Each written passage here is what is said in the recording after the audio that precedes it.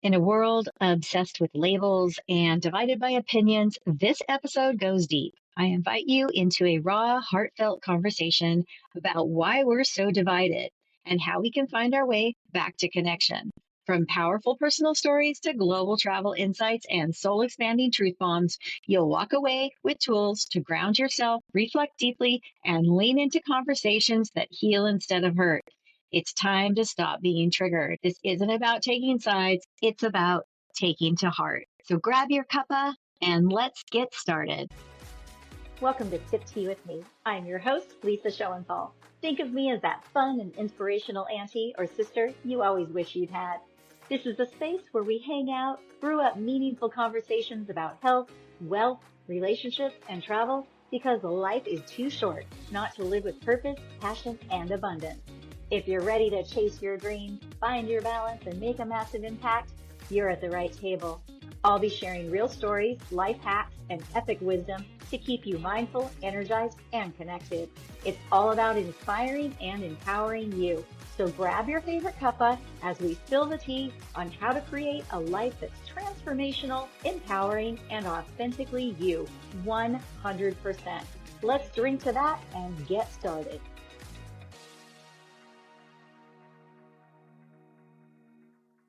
Hey, gorgeous soul. Welcome back to the table. It's Lise, and I am your transformational guide and host of this podcast, Sip Tea with Me. And I just want to start by saying this episode might hit some tender spots. It might trigger you. It has even triggered me creating it. But you know what? That's exactly why we need to talk about it. We're living in a time where division feels louder than connection. People are taking sides, drawing hard lines, and forgetting that underneath it all, we are just humans trying to find meaning and safety and truth and belonging. So here's the deal. I'm not here to preach. I'm not here to pretend I know everything. I'm here to share what's on my heart and in my experience lately. And I want to invite you to share yours too. Because real growth happens in conversation, not confrontation. One of my favorite things when I'm talking to people, I think I've mentioned this in another episode, is that I've had a lot of people say to me, I hate confrontation. And I am always advising and sharing that you can either see it as confrontation or you can see it as a conversation and an opportunity to communicate. So I just want to say that I know I'm a white woman. I look in the mirror. I've heard the word privilege plenty of times. And if that's a label that fits for you and you want to give it to me, I respect that. That's the body I came into this life with. And yeah, if I'm being totally honest, I've felt like many different people in other lifetimes. I am sure I've been Japanese. I'm sure I've been Jewish. I was probably a Viking, a mermaid, a cat, and yes, a courtesan, which might explain why I recognize so many men in this life. And that's definitely a story for another episode. That's all about reincarnation. And if you don't subscribe to that, whatever, just go ahead and trash it.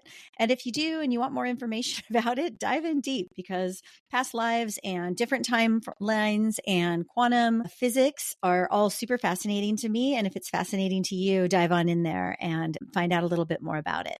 I just want to say, as one of my greatest teachers, Jean Houston, says, she mentions this all the time, and it's so funny. She says, we're all evolutionary wonders. We're elaborate spirits traveling around in our interdimensional space suits. So what she means by that is we are all a soul, and our souls are eternal. And as we choose lifetimes to learn our lessons, we choose different bodies and different ways of looking, different strengths, different weaknesses, so that we can learn through our process of being humans. And not just humans, maybe if you believe in other planets and being in other universes, then maybe you've been somewhere else too.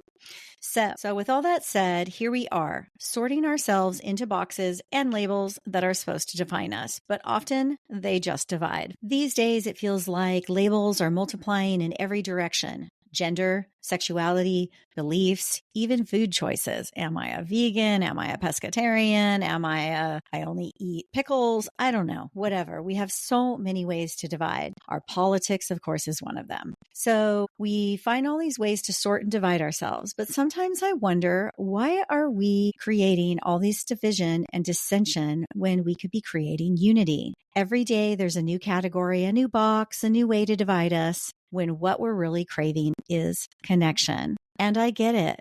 For some, labels do feel empowering. For others, especially those of us who crave fluidity and freedom, they feel like cages. I had a conversation years ago with one of my nieces. She was maybe in 7th grade at the time, and we were talking about gender and relationships and all of the hot button stuff of the era. She said to me, "Auntie, my generation doesn't want to be judged.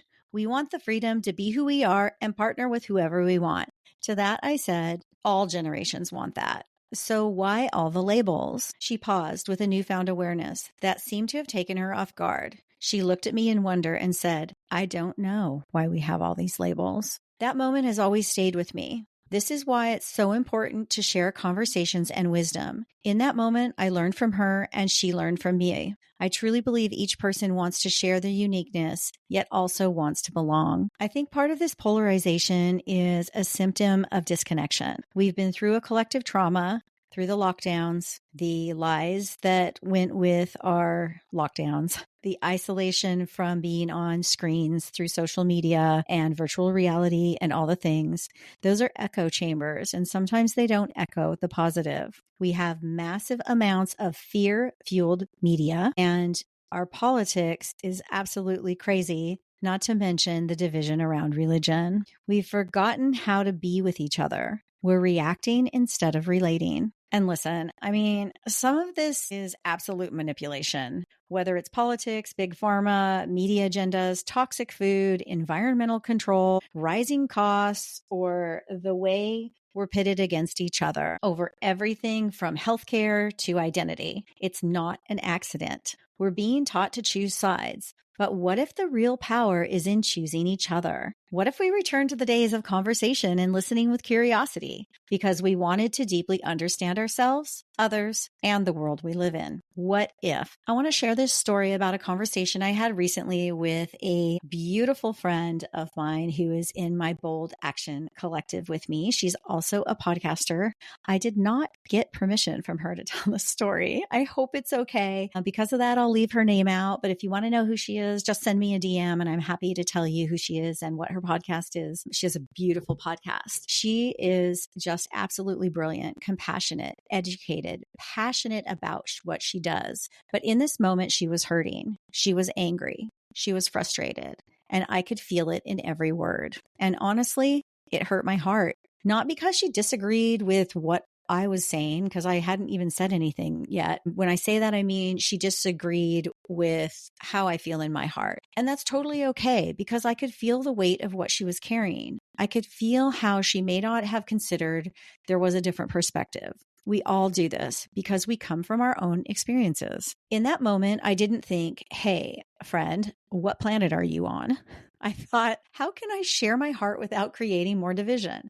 How can I help her see things differently? How could I share my truth, stand in my power, and help her at the same time feel her own power rather than her pain? I didn't want to push back. I wanted to hold space because underneath all of it, beneath the anger, the frustration, the difference in opinion, I knew we were both standing for the same outcome: peace, justice, healing, love, and of course, unity. It reminded me that people's reactions are often just expressions of deep emotion. Sometimes it's fear, sometimes it's grief, sometimes it's powerlessness, sometimes it's past experiences, sometimes it's just an energy that rises up from the collective, like all the people in the world being scared at the same time creates a certain level and frequency that affects us, but it's expressed differently.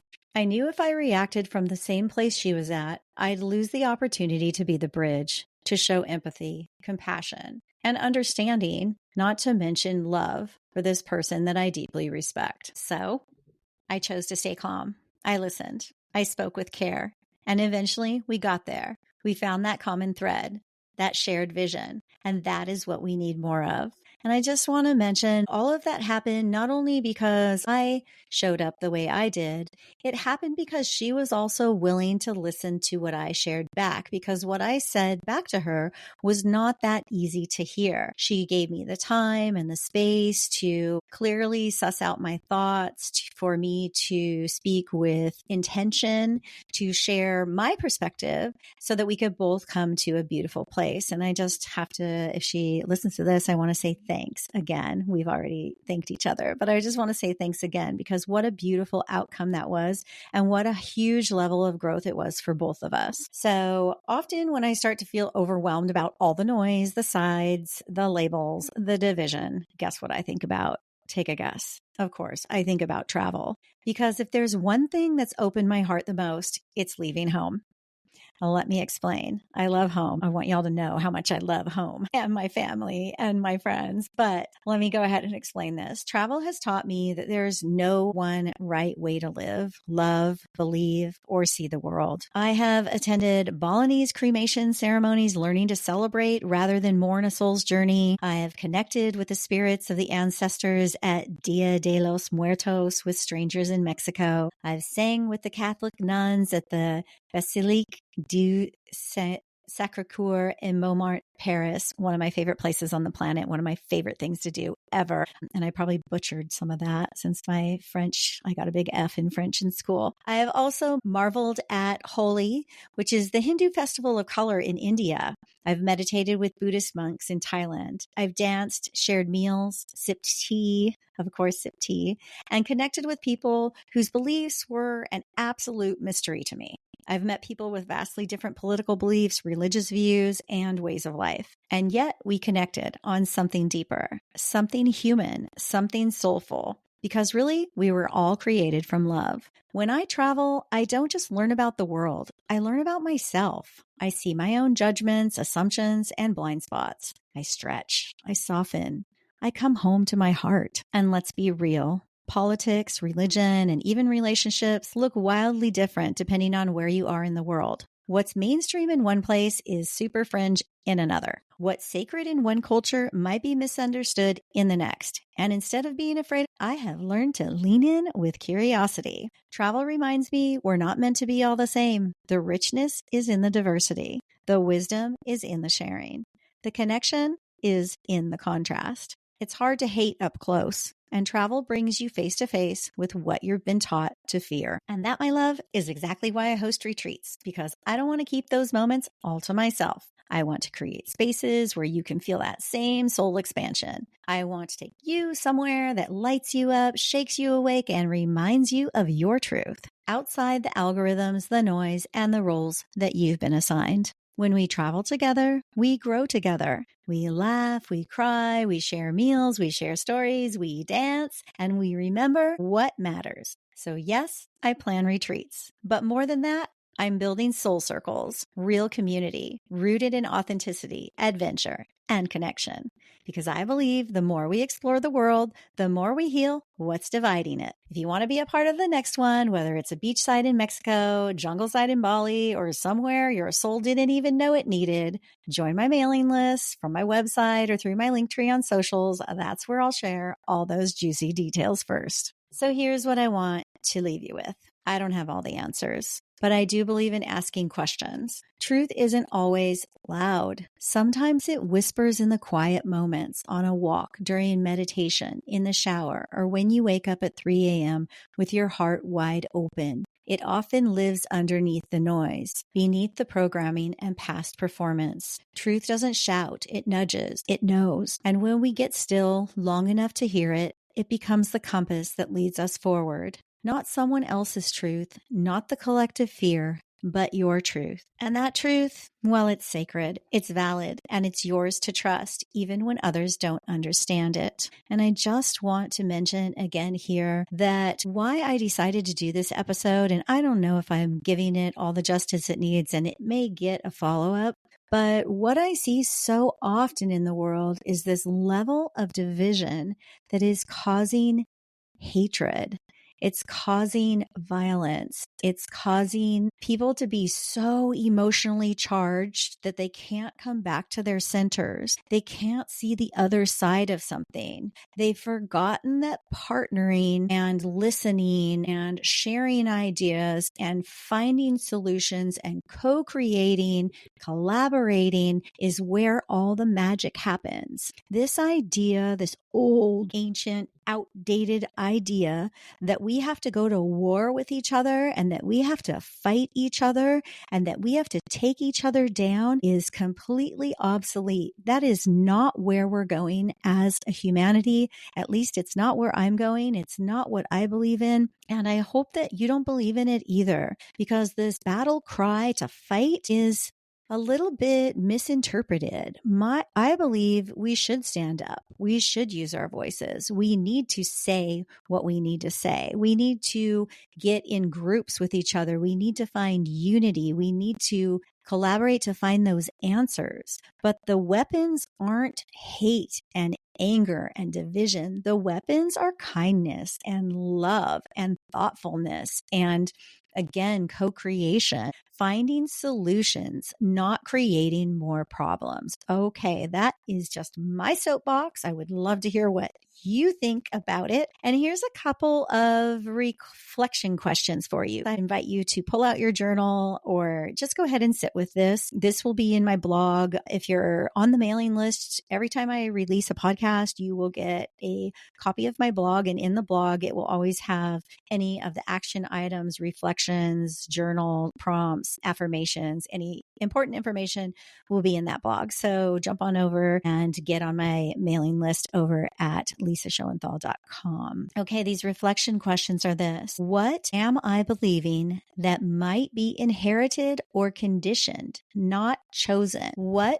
am I believing that might be inherited or conditioned, not chosen? Some really simple examples of this are like religion, right? Because when we're born into a family that, say, is Catholic, then the likelihood is that you're going to be baptized, right? Or let's say it's political. You're born into a family of historically Democrat voters or Republican voters or whatever. It doesn't really matter. Those are inherited or conditioned beliefs. It can also be around money. Say you've inherited a lifestyle that is super extravagant and you believe certain ways because of the easy access to things and money. Maybe you have been born into poverty and you believe certain things are that way because of that. So again, very simple, but so many ways this affects us. What am I believing that might be inherited or conditioned, not chosen? The next one, what topic or headline triggers me the most and why? My gosh, what topic or headline triggers me the most and why? Okay, we all know that there's a extreme political divide happening in our world right now in 2025. It doesn't have to be happening, but it is. And those are choices. They're choices that we make. But maybe there's other triggers that bug you. Here's some of my triggers. Okay, this conversation about cloud seeding and chemtrails, it really triggers me. It triggers me that people still don't believe it, even when we've got now, I think, over 31 states who are going to try to ban. I think even the president of our time is on board with this now and wants to maybe make it a federal mandate. That triggers me. I mean, it triggers me that there could possibly be companies in the world, not possibly, in my mind, they definitely are, that are poisoning our environment. And then it triggers me that sometimes the people who claim to be environmentalists are the ones who don't believe that it's actually happening. So odd. We have so many things like that in our world right now. Of course, things that trigger me are people's lack of rights to their bodily autonomy. So people should be able to make a choice. They should make a choice what kind of toxins or medications or herbs they put in their body. Anyway, those are my triggers. Can you tell? So again, what topic or headline triggers me most and why? And the next one is this reaction mine or am I absorbing it from my environment? So this kind of goes back to number one about, is this belief inherited or conditioned? We have to really ask ourselves, is this reaction I'm having, is it mine or am I absorbing it from the environment? So am I watching certain news channels or social media? Is it my family? Am I in groups who believe a certain way about things and I'm actually absorbing the energy of their belief systems rather than feeling into my own? Great question. Is this reaction mine or am I absorbing it from my environment?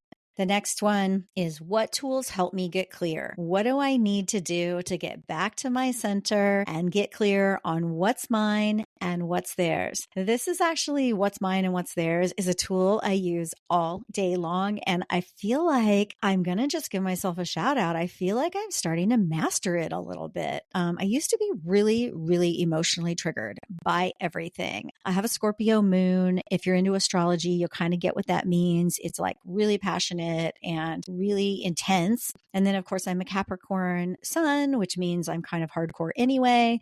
And then I have this funny little Gemini rising that makes me kind of silly and quirky. But this over emotional response was a part of my world for a long time. And some of that came from my childhood, from losing my dad, from fierce independence, from holding my emotions back because I didn't want to be that soft or that vulnerable. I felt a lack of security when I was emotional. But what would happen is because I was so non-emotional, it would build up. We all know this. If you're one of these people that holds back and then it explodes, you know what I'm talking about. So I had to really learn about when I'm in conversation with someone or whatever interaction, maybe it's even in business, not just personal life. I have to, as I'm listening, and absorbing, I have to ask myself, is this mine or is this theirs? And is it worth an emotional outburst or trigger? Or can I just stand in my own beliefs, be confident in how I feel about things, tune into my body, my gut, my breath, and get back to just allowing myself to try to be in a place where I can understand what's going on. So, what tools do I use to help me get clear? They can be anything. Of course, because I teach yoga, I'm always going to say breath. There is nothing like breath. Breath instantly calms our nervous system. So if that's all you got is time for like 1, 2, 3 breath, then just take the deep breaths, stand there and let it go. If you have more time, then get yourself out into nature. And of course you can do this if you're having a big shit show happening. You can walk out and send yourself into nature and take some time. But what if you just did this every day? What if you took a little time in nature every day? What if you took a little time to breathe every day? What if you took a little time to dance every day? What if you took a little time to sit in stillness every day? What if that was part of your self-care program, just like taking a shower and brushing your teeth is? What if it was? What if giving yourself healthy foods? What if allowing yourself to do your art or whatever it is that you love? What if you really incorporated those things into your life? You would be coming from a place every single day of your center, of your truth, of your knowing. So when kooky things came at you, you would just be like, oh yeah, I'm fine. I can take that in. I can observe it. I can let it go because you're coming from your core. It's just absolutely beautiful. So sometimes it's not about letting go of your beliefs, right? It's about letting go of the emotional charge so you can see more clearly. And this is an easy tag. Just think this: less rage and more discernment. Remember, you don't have to agree with everyone, but you do owe it to yourself to understand yourself. Here are a few tools I use when things feel emotionally charged or unclear. Like I said, it's nature. Go outside. Touch a damn tree already, okay? Hug it. Love it up. Trees are actually a network. And if you don't know about the beauty of trees and their root networks and how energy flows from tree to tree and communication through the winds and through the energy, please look that up because trees are actually magical beasts in our world. As I said, breath work, inhale peace, exhale programming. So easy, such an easy practice. We breathe all day long, but we don't take deep breaths. We just take enough in to survive. But really, if we inhale deeply and exhale deeply, and we partner that with the word peace, so inhaling peace and exhaling programming, I'm breathing. And as I'm doing that in my mind, I'm saying peace and exhaling programming. I'm calmer already, just doing it for a second with you. Of course, meditation. Okay, someday I will do a whole episode just on meditation because meditation isn't just sitting cross-legged quietly with, your mind floating off into the ethers. So sometimes just being silent is our most powerful tool, right? But if we're using this as a daily practice, maybe meditation to you is dance. Maybe meditation to you is playing an instrument. Maybe meditation is easier for you if you're silent, like no headphones, no nothing, just walking. Maybe meditation to you is chanting. Maybe meditation to you is just laying flat on the ground with your cat sitting on top of you. There's so many ways to meditate. It's just something we move into our frequency to help us find our higher selves. We also, like I said, movement, dance, yoga, take a walk and shake off the tension. And one of my very favorite things that I've been talking about lately and doing is joining new social circles. So I love my social life. I love all of my friends and my old friends.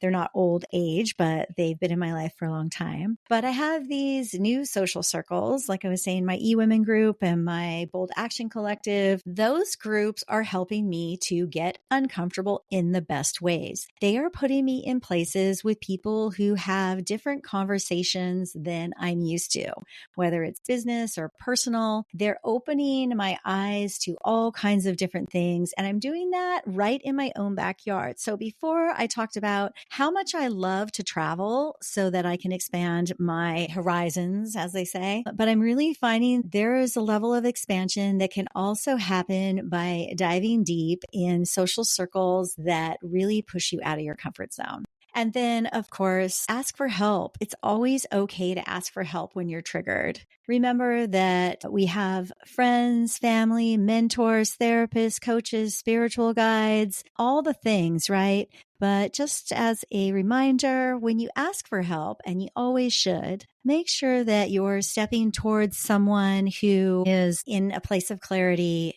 with themselves, who is someone that makes you feel good, someone that knows your heart and loves you. Because, of course, a lot of times we turn to the people closest to us, and sometimes those people are not the people who understand us or where we're going or what we need to feel safe and secure and to grow into the beautiful people we are. So just make sure that you have some discernment around who you allow to give you guidance. And then at last, just know that you are not alone. You're not broken for feeling confused. You're not alone in your overwhelm, but you are powerful. You have the ability to pause, question, listen, and rise above that noise. You are not here to take sides. You are here to bring the light. So thank you, sweet thing, for being authentically you, for trusting your transformation, and for being here with me in this tender, real, beautiful space. Let's keep the conversation going because we are the change makers. DM me, email me, send me a voice note. I want to hear what lands for you. I want to hear if anything triggered you. I want to hear your own stories, where you're coming from, because I believe if we can stay open, honest, and curious, there is a way forward together. I'll see you next week, beautiful soul, when we pull up a seat at the table, brew up another pot of tea, and dive deep into another meaning-filled conversation. Until then, much love from me. If this episode spoke to you, I'd love for you to share it with someone who needs it, or leave a review on your favorite platform. And be sure to hop on my mailing list. Just visit the link in bio on my socials or stop by www.lisaschoenthal.com to sign up. There's a new freebie coming for self-discovery and transformation. It'll be waiting for you soon. You'll stay in the loop about all the upcoming retreats, workshops, and of course, you'll get some love notes from me to you. Have a wonderful one.